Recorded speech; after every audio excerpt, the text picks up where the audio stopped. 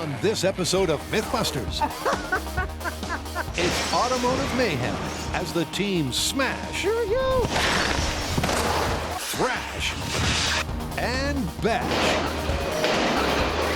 through a trio of Hollywood crash cliches. I think it's truck hunting season at New Mexico Tech. There's the slapstick slash. Uh-oh. Fire. The Hollywood hop.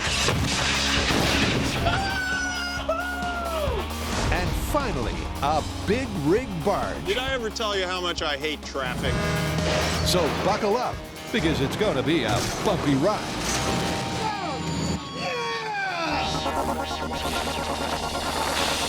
Who are the Mythbusters? Adam Savage. Working on these machines is great for my skin. And Jamie Hyneman. Don't call me Rose.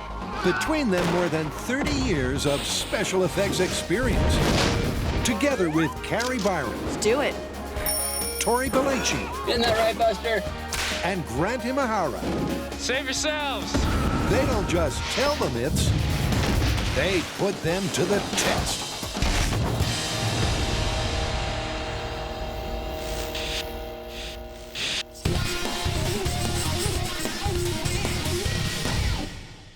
You go to the movies often? No. All right, but you are aware that they get made in a place called Hollywood, right? Sure. Okay, I'll proceed. Hollywood's relationship to physics has provided us with some of our best episodes, and this episode is no exception. How so? Well, we have two stories about cars and how they crash. The first one is kind of an old slapstick routine. Two workmen are carrying a huge pane of glass across the street, and a vehicle driving down that street doesn't see the glass and drives right through it, shattering and destroying all the glass, but leaving the workers completely unharmed. You mean they don't bleed? That's right. The two guys carrying the glass are completely unbloodied at the end of this. So how do you figure we should test this? Well, I think it's pretty straightforward. We get several different types of glass. We get workers that can bleed if they've been hit, and a car, and we're pretty much ready to go. Sounds good. Let's hit the road. No, you mean let's hit the glass. So to find out if the window fitters would be glazed and confused or painfully wounded, first, Adam gets to work on some bleeding workmen. What I need to make is a human analog that can potentially get injured in the way that the glass might hurt them, i.e. getting slashed. So that's what I'm about to do. Yep, Adam's got a slashable surrogate in the pipeline. All that work to put 4 pieces of pipe back together. By wrapping a foamy layer of flesh in a plastic skin, Worst duvet cover ever. binding it in place, and then giving it a transfusion, it's ready to draw the first blood. Okay, good. I'm gonna simulate a glass injury now. Here we go. Oh, by now it should be pretty obvious how we intend this human analog to work. These are gonna be placed next to the glass that we're driving through in our car. If any of the glass slices through and causes an injury to our human, we know that's an injury you would have sustained if you were carrying glass when someone drove through it. Adam's plastic wrap design mimics the slashability of human skin. So now they're ready to cut to the chase. This is a perfect street to make some glass slide. Step one is to set up their window workers. Stand back, we got a bleeder. That's perfect. Then whip up some fresh blood. Yes, it's time to bathe in the blood of our experimental subject. And it's amazing just how convincing a little red food coloring can be. Need a Band-Aid? No, I'm kidding. I'm sorry. Hey, we were playing around with the red food coloring and Are you kidding me? Uh-huh. Oh. I am kidding you. Sorry. With the blood pumped into both pipe people The first hurdle of the day has been crossed. That is, no leaks in my bleeders. they each get a pretty face. And then in rolls the final ingredient. Here comes the glass. But there's more than one type of glass on the back of that truck. Hey. For good reason. Now, clearly, our world is full of glass. But all glass does not break equally. In the world, there are three main types of glass that we encounter. The first one is tempered glass. It's been specially hardened. That also means it's especially brittle, and it breaks into a million little pieces like the side window in your car. The second type is laminated glass. This is two regular sheets of glass with a gum layer in between. And when it breaks, it stays together like the windshield of your car. The third is regular window glass. There's nothing special about this except that it breaks into bigger chunks. Of these three kinds, I have to say, this one, that doesn't scare me that much. Little pieces, not so much. These big chunks, they scare the hell out of me. Yep. And it's those scary big chunks that make plate glass the most obvious choice to test first. Whew, there it is. Plate glass, guaranteed destruction. Because not only does it have serious potential for piercing, it's also the most common. This is basic glass, straightforward glass, except this 1/4-inch thick piece is 8 feet wide and 6 feet tall, and I believe has the most amount of potential for rendering our glass movers dead. But we gotta drive through it to find out. And they've got just the car to do that. But before they get behind the wheel, they're not taking any chances with safety. And while Adam and I are going to be doing this experiment from within the relative safety of the car, there is a certain element of risk. And so with that in mind, we're going to be wearing helmets. And to make sure no glass penetrates the cab of our car, we've covered and protected our windshield with a nice fat sheet of 1/4-inch thick polycarbonate. That's right, because this myth all comes down to the injuries outside the car. Will the workman be cut to shreds by the glass or escape unscathed? Okay, this is for real. Plate glass at 30 miles an hour. 3, 2, 1, here we go. It just took in what we're actually doing. You're at 30. I'm at 30, here we go. I'm in the slot, ramming speed, here we go! Whoa! The guys clearly broke the pain barrier, shattering the glass into thousands of shards. But the question is, how did the foam fill-ins handle the shatter? Oh, no! Oh, dude, we got a gusher. But then, that was his only purpose in life. Yeah, he bled out pretty quickly, didn't he? Only one spot, that's all we got? Only one spot. This guy's totally fine. Yep, unlike the slapstick smash cliche, the glass isn't the only thing that's worse for wear after the crash. But what's surprising is that one workman managed to survive without a scratch. I have to admit, I am kind of shocked by how relatively little damage our glass movers sustained from the hitting of the plate glass. And look at these chunks. These things would take your arm off, and yet we ended up with one small and one kind of big laceration. I'm surprised. So there could be an element of truth to the slapstick story. But with 2 more types of glass to try, this myth isn't in the clear yet.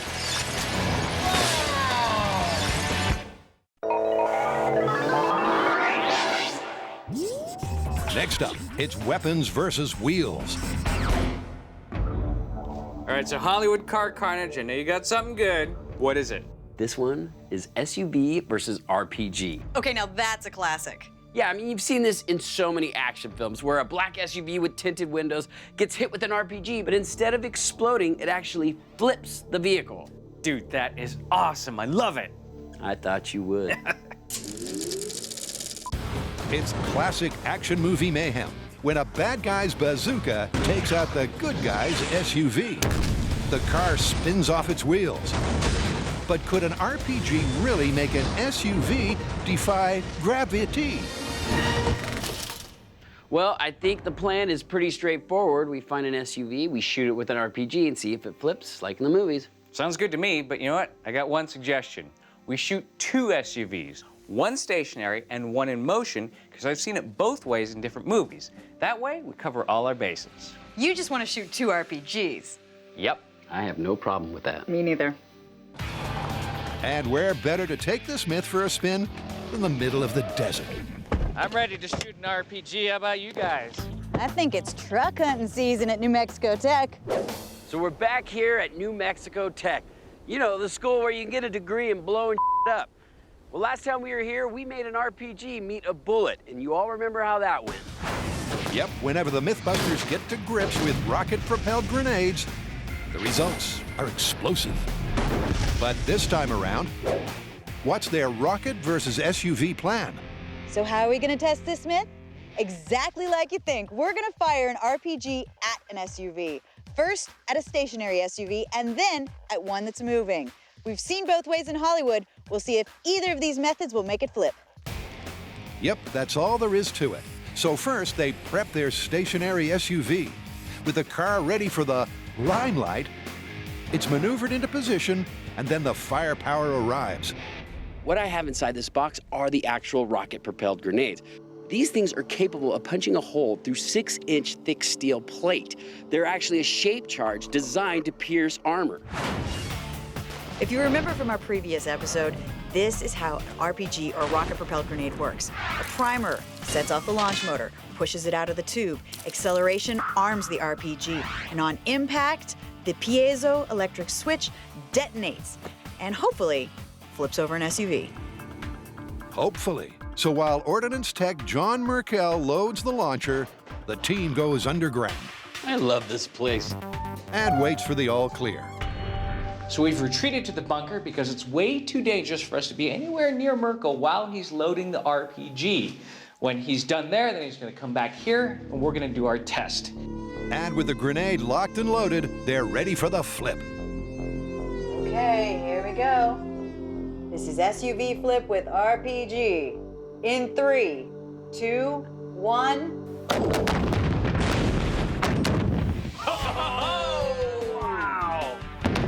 Well, it didn't even come close to flipping the SUV. What did it do? It looked like it kind of blew out the front end. Yeah, it doesn't look anything like in Hollywood. There's no big fireball. It's just like a puff of smoke. The hood is up a little bit.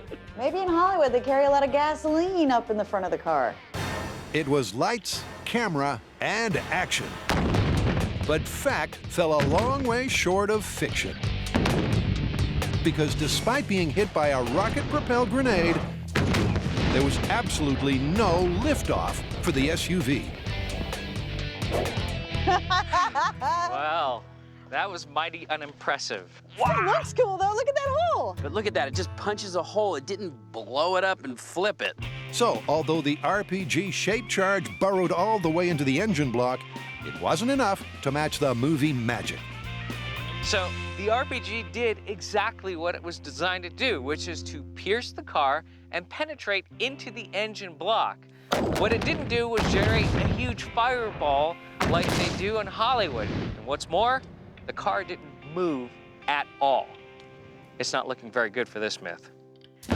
There's a little bit of Hollywood pizzazz, but only if you watched it on the high speed. In reality, what we saw was a puff of smoke. On high speed, we saw a beautiful orange plume come out of the front of the car.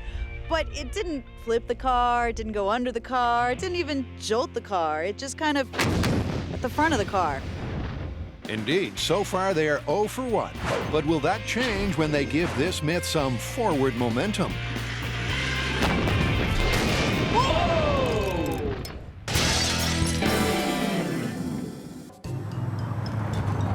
The Mythbusters are testing this slapstick Shattering. Uh-oh. Did you hear something? No? And so far, one workman has been painfully wounded. Oh, dude, we got a gusher. But to get all the facts of the shatter, they're trying some other common types of glass.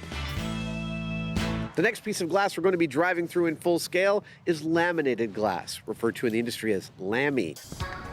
Now remember, this is 2 panes of regular glass with a layer in between of plastic that keeps the whole thing together when you hit it. Will that happen when we hit it? That's what we're about to find out. So this windshield glass is designed not to shatter on impact, but to stay in one piece. However, will that mean that the workers get their slapstick happy ending and remain unharmed? We're about to drive into a 6-foot by 10-foot, 200-pound piece of laminated glass. Now, when the car hits that glass, I'm not terribly concerned about the guys that are holding it because I think the glass is going to stay intact and move away from them along with the car. But the car itself, however, is another thing because 200 pounds is a lot to hit at speed. Well, this time around, the Hyneman is behind the wheel, and it's time to test this hit and run. Laminated glass, 30 miles an hour in 3, 2, 1, go. Jamie puts the pedal to the metal, You're gonna feel it. gets the car up to 30 miles per hour, Thread the needle, baby. and the guys brace for impact. Here we go. Oh!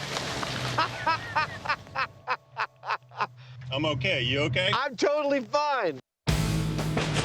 This time it was more fracture than fragment. But the laminated glass did separate more than expected. Ah, the laminated glass did not stay together. It seems like it more or less stayed in, what, a dozen pieces? Also, No blood. no blood at all. No blood whatsoever. That was a bloodless accident. Yep, on impact, the glass cleaved into large chunks, meaning that the bleeders may have felt pain, but they remained scratch-free. I have to say, from inside the car, I was prepared for a much bigger hit than we ended up actually feeling. But I did have the distinct impression once we touched the laminated glass that we were driving through it like a tunnel. And here before me is exactly that story. Look at this, a car-shaped hole in the glass. So after 2 shatter tests, it's 1 apiece in the injured worker stakes. So now, time for the decider, the tempered glass. But will the so-called safety glass be the safest yet? Oh, nice, I'm happy with that. Adam gives it a spray to make it visible on high speed. And then it's make or break for the myth. I have a prediction as to how this is going to go. We worked with tempered glass years ago on Mythbusters. I was playing a cat burglar and was trying to drill through a tempered glass window. And unfortunately, tempered glass shatters catastrophically. It hasn't set off the alarm yet. It's hardened and given a hypercrystalline structure, which makes it hard, but it also makes it super brittle, so that when you shatter it, it shatters into a million little pieces. I think that's what's gonna happen here for our test. I don't think any of those little pieces are actually gonna harm our dudes. I think they're all gonna fly forward, and I think our dudes are gonna be fine. That's Adam's theory, but now to test it. Okay, here we go. Tempered glass at 30 miles an hour in 3, 2, 1, and go. Oh, this is awesome. You're at There we 30. go. I'm at 30. Oh, it's about to happen. Yeah! Wow! That was awesome, except that I closed my eyes right when it happened. He may have closed his eyes, but as they race back to the bleeders, the results are a real eye-opener. Holy crap, somebody's dead.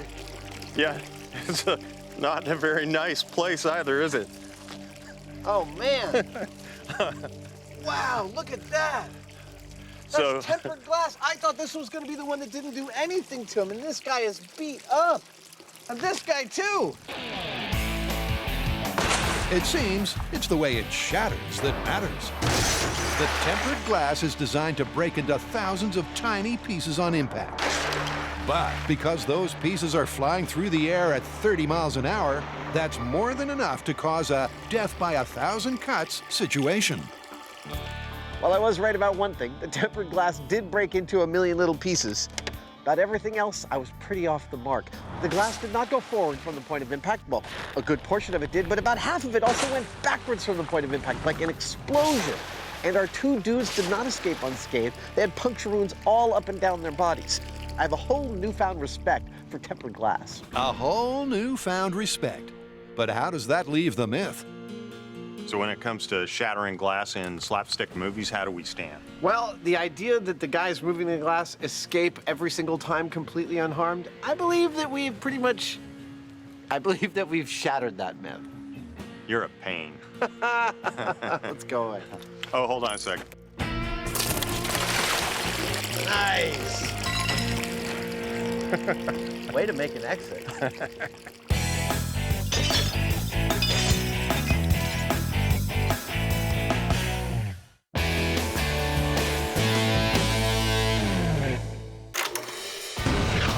According to Hollywood, an RPG can flip an SUV clear off its wheels.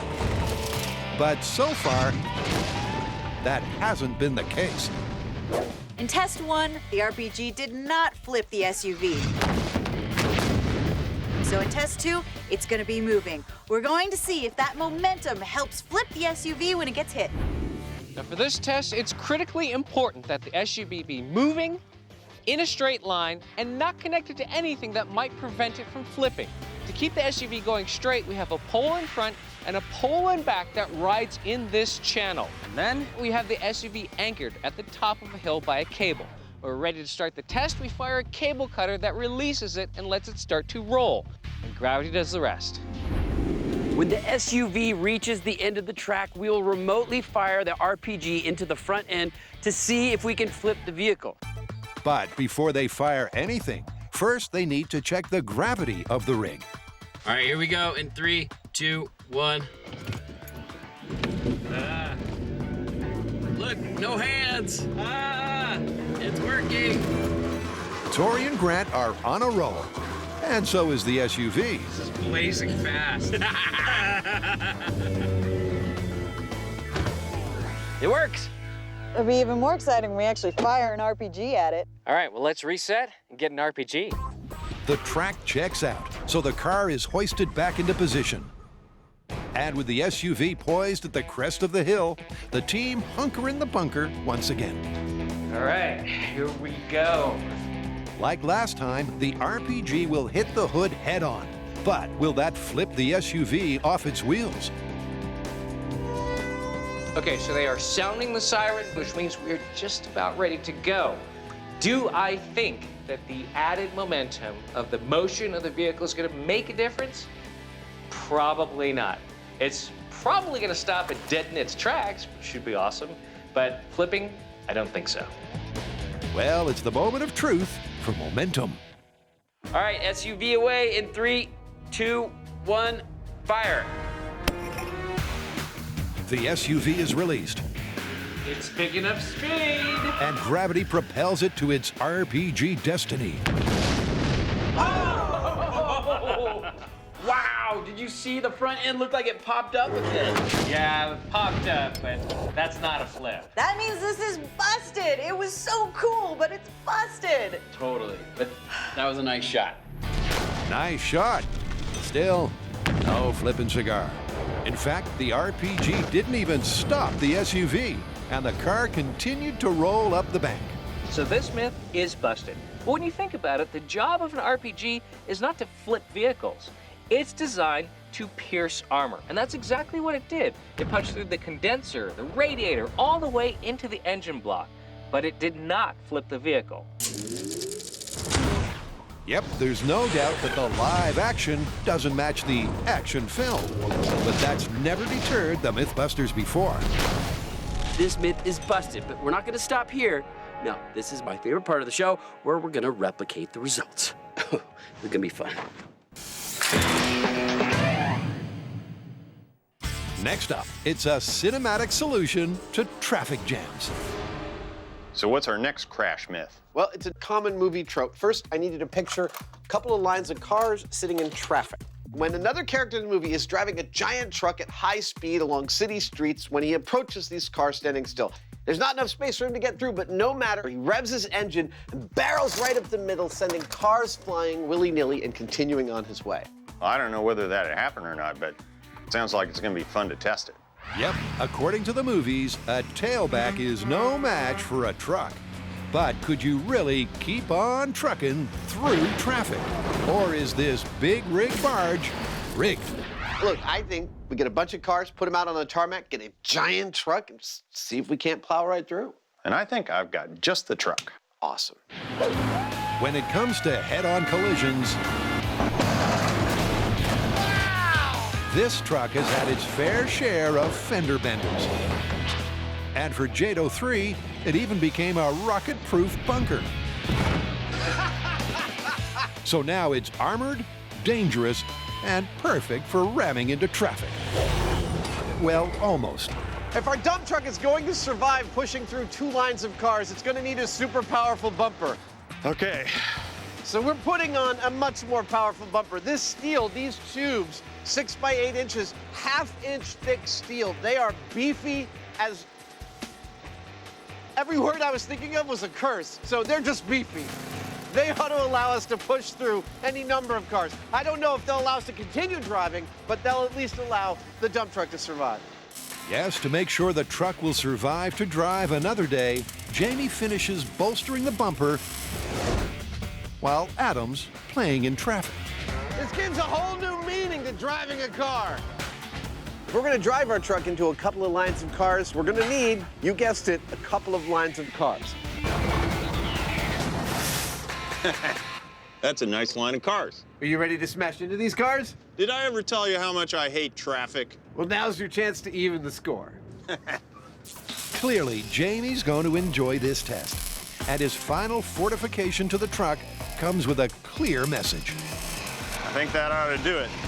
So with 10 cars in 2 lines and a dump truck ready to rage, will there be some fact to the Hollywood fiction? This truck weighs over 30,000 pounds. Those 10 cars over there also add up to somewhere over 30,000 pounds. But the thing is, the truck's going to be moving at around 40 miles an hour when it hits them, so it's going to impart several times its own weight to those cars. And that means the truck is going to win.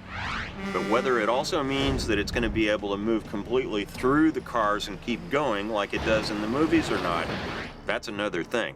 And that I'm not so sure about.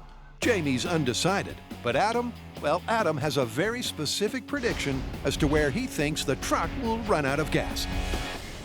The 4th car. I don't think we're gonna make it all the way through this line of cars. I think this is where we might end up. Well, now to find out by tackling this head-on collision head-on. Well, it's time. Mind if I drive? Not at all, sir. Let's get in. With the Hyneman at the helm, the guys climb in, buckle up, and prepare for a bumpy ride. All right, here we go. Plowing through traffic in 3, 2, 1, go. 30,000 pounds of truck heaves into action as Jamie slowly accelerates down the runway. And once he hits 40 miles an hour, he maintains his speed until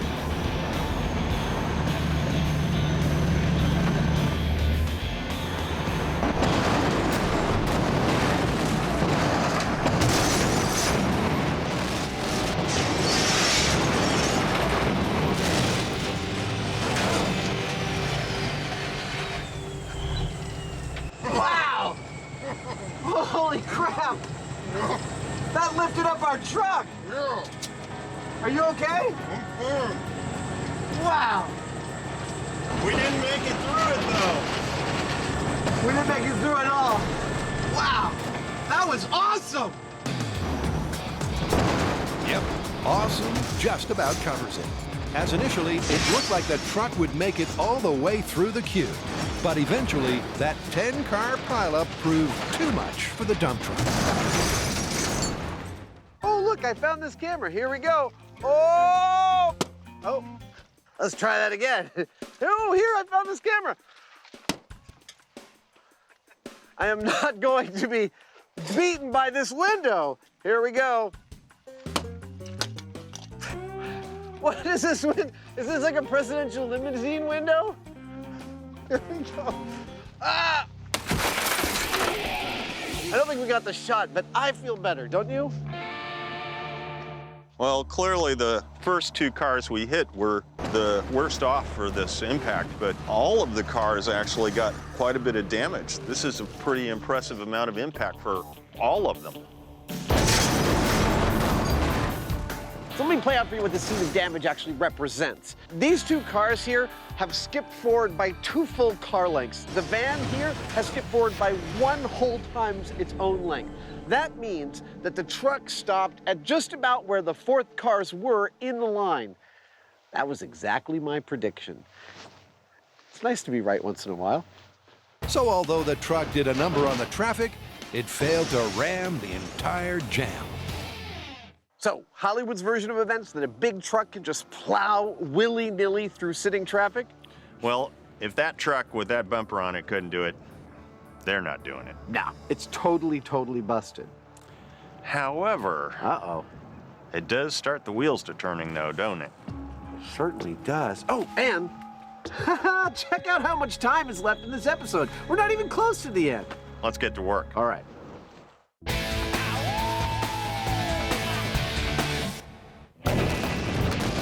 The team is on the flip side of the SUV spin. And it's clear that this myth is nothing but Hollywood hype. Well, that didn't look like anything I've ever seen in any movie. This one is so busted.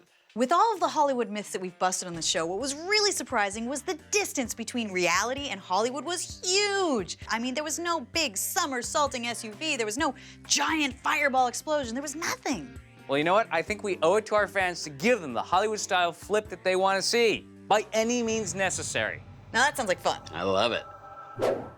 Yep, it's time to borrow some Tinseltown tactics. And finally put the twist in this tale. Now for that, we're gonna need 3 things. We're gonna need some sort of dummy RPG flying towards an SUV. We're gonna need something that explodes and something that flips the SUV. And that's what we're gonna do. So it's destination silver screen, and step 1 requires something to flip the SUV. So this nitrogen cannon is going to give us the punch we need to actually do the flipping on the car.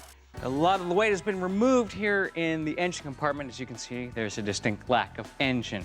All I have to do is put some supports in here and then mount the cannon. But despite the lack of engine, Bring it in. it's still a bit of a squeeze to pimp his ride. All right, so this is a moment of truth. The cannon's installed in the car. Let's see if it still looks like an SUV. Awesome. Bring on the RPG. With the jump in the front, it's out to the range, where the piston is welded to a trench plate, and the cannon is carefully lowered onto it. Okay, keep coming. You're good. Okay, hold there. That's a good sign. All right, you hit the hole. So step 2 of this stunt is a bazooka-toting bad guy with his charade grenade. I know what you're thinking. How the heck did you guys get a real RPG? Aren't those illegal in California? Well, this isn't a real RPG. It's a prop. I made it back in the shop out of plastic, but the job here was to get it to fire like an actual RPG for this stunt. So I've also made this fake grenade launcher, and the way I'm gonna get this to fly is I'm gonna use a model rocket. Now, the way we're gonna be able to hit our SUV is we're gonna have a guideline from our hero into the SUV to start this whole car flip off. But with only a fake grenade in the chamber, they'll need something extra to create the big screen boom. Now for our big Hollywood boom. We don't want the high-velocity explosive of C4. We don't want the pushing power of Amfo. We want a big fireball. Okay, here we go. Special brew. So we're gonna just do a little pyrotechnic trick. We're going to use some fuel and get the kind of explosion that gives us a fireball without actually a boom explosion. It's the final element to recreate this celluloid stunt. And that's got Tori excited. This is awesome. Fake RPGs, nitrogen cannons, gas bombs. This is Hollywood flipping cars 101. Now I can live out my fantasy of being an action hero.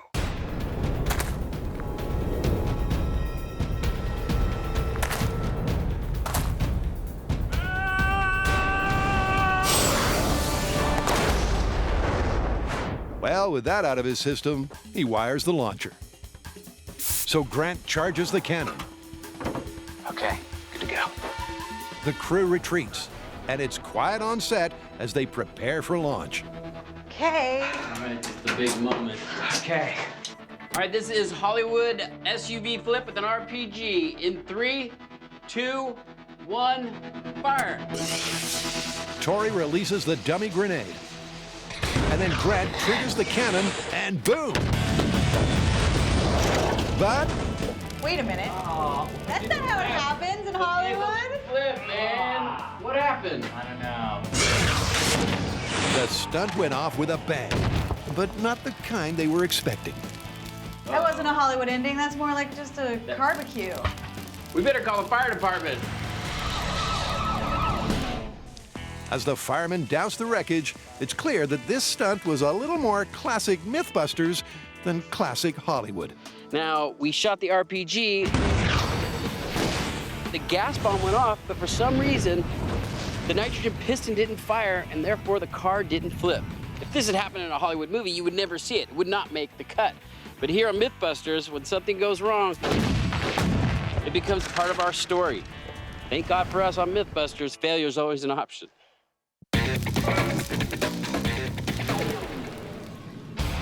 According to the Hollywood Highway Code, a truck could ram through a traffic jam. But so far, although it's been smashing, this trucking tale is busted. Wow! We didn't make it through it, though. We didn't make it through at all. So now the Mythbusters are on a mission to get a truck through traffic. And to do that, back at the shop, they're taking inspiration from an old school source.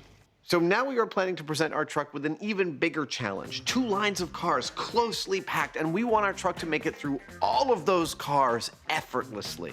We have a method to do this that, even though it's like 150 years old, I think it's gonna work beautifully. So we're gonna be welding some big chunks of steel. When locomotives of old needed to get big things out of their way fast, they used the aptly named cowcatcher. And now the Mythbusters are putting their own slant on history for their retro design. That goes right through the middle. First, they weld a massive steel frame, This is gonna be a finger buster. which then gets dressed in sheets of steel. We mean business. But as this steampunk shovel takes shape, just how is it going to work? What you've got here is 6 triangular plates attached to a very strong central frame that's bolted to the bumper of the truck. Now, the idea I have here is that this semi-conical frame will come in low on the cars and then lift and separate them, allowing us to pass between them the most efficiently and also be the least likely to slow us down. This thing's cool, isn't it? Yeah, I can't wait to see this thing go. Lift and separate. Yes. And now that they've completed their design, they're ready to drive a wedge through this myth. Nice.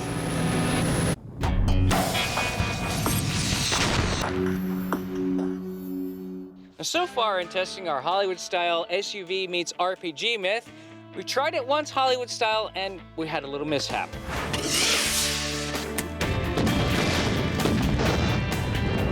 That's not how it happens in Hollywood. Flip, man. But no worries, we've got a brand new SUV and I recycled the piston out of the other SUV and put it into this one. And hopefully today, we will get that Hollywood-style stunt. Yep, if at first you don't succeed, try again. Watch yourself. So for Tinseltown, take 2, All right, come on down. Looking good. the new SUV is lowered onto the piston. Perfect. Then the boom gets aboard. And Carrie arms the shooter. Don't worry, honey. I'm not afraid of you. You're practically harmless. Grant then primes his cannon, and finally Tori wires the fake grenade. Now, just to remind you, this is our bad guy or good guy, depending on which movie you're watching. He is going to launch the RPG down this guide wire. And when the RPG hits the grill, we will set off the gas explosion and the air cannon at the exact same time, so it looks like an exploding, flipping SUV from a Hollywood movie. The scene is set, and if everything goes according to plan, All right, let's flip this thing. This time, their Hollywood hop should go off without a hitch. Standing by. Charging. All right, here we go. This is RPG versus SUV Hollywood flip. In 3, 2, 1. Fire!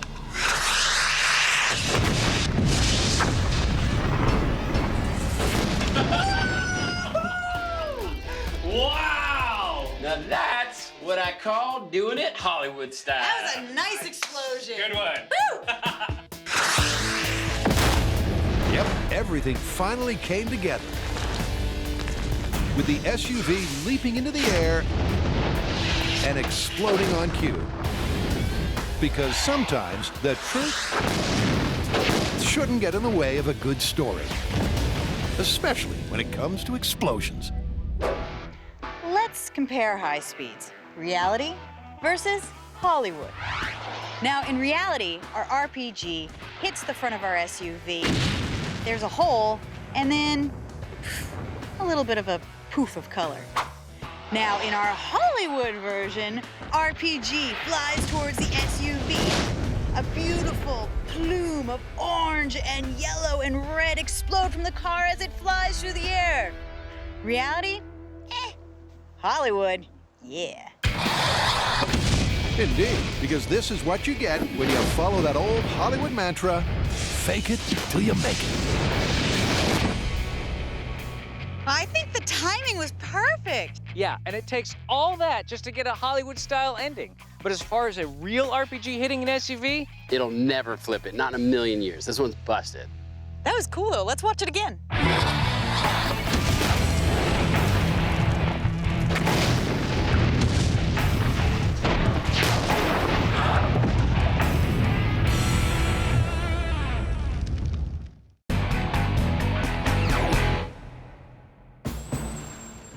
Down at Alameda, the dump truck is getting its car lifting nose job. Yeah, that's it. Can you imagine sitting in traffic and looking in your rear view mirror and seeing this thing going, "Ah!" Nice.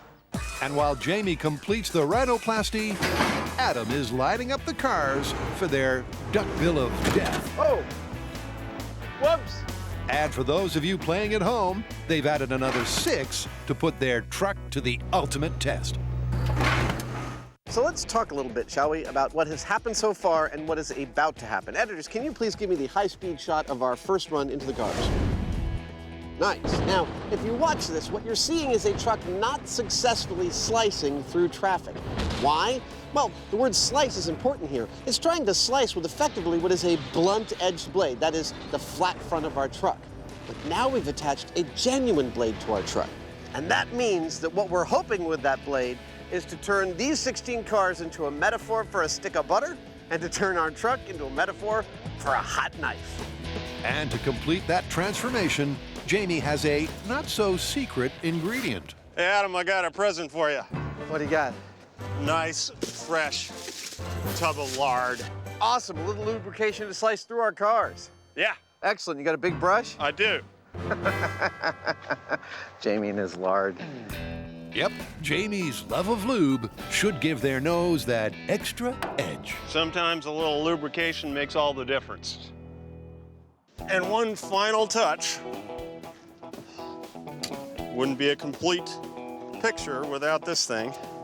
The truck bill is complete, and the cars are on standby. But before they get this nose on the road, how about a prediction? Will it make it through? Well, the real question is, does the kinetic energy of this truck exceed the amount of mass of the cars sitting on the runway as they're being split apart by this duckbill? And my intuition says, I feel like we're gonna make it probably all the way to the end of the line of cars, but I don't think we'll still be driving by then. I think we'll be coming to a halt. All of those cars are going to go flying. I'm not just talking pushing them aside. They're going flying. Yep, the duckbill of death should lift and separate. Coming in. But will it plow through all 16 cars? All right, you ready? I'm ready. Here we go. Adam gets the duck truck into position, and the countdown begins. All right, here we go. The duck duckbill of death into stationary traffic. In 3, 2, 1, go. Mr. Savage accelerates to 40 miles an hour That's second gear. and keeps his foot wedged until he reaches the cars.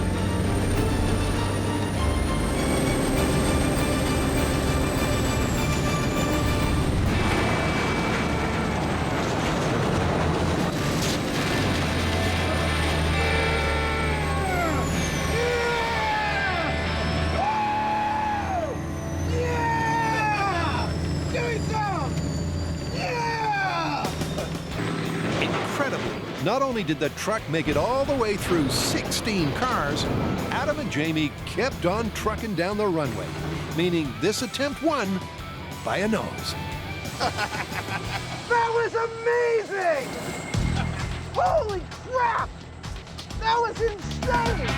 Insane is the right word.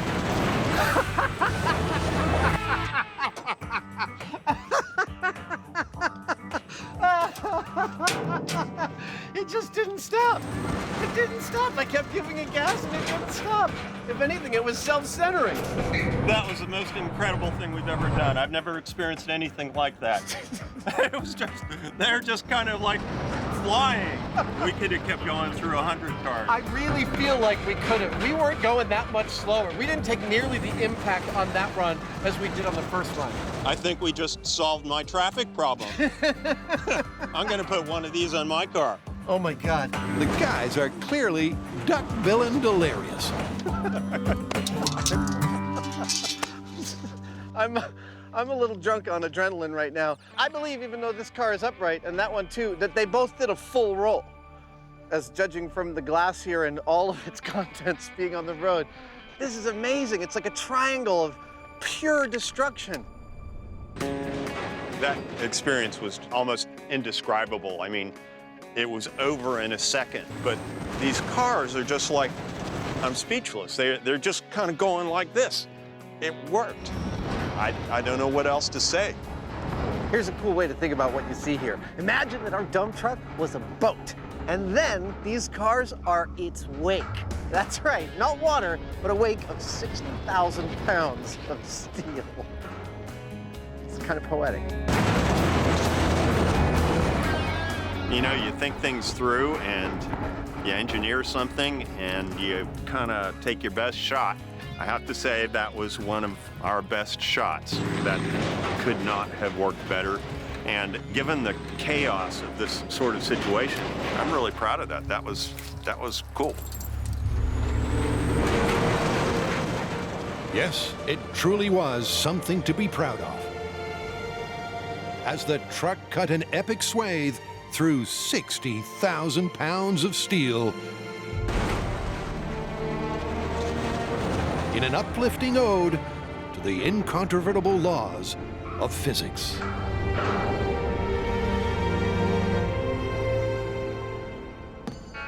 Well, the myth was busted. Where do we stand on our method for plowing through traffic? That thing worked so well, I'm just waiting for somebody to steal it and put it in a movie. Totally. Remember, kids, you saw it on Mythbusters first. Did I ever tell you how much I hate traffic? We had to find an excuse to do that again. Yeah, that was fun.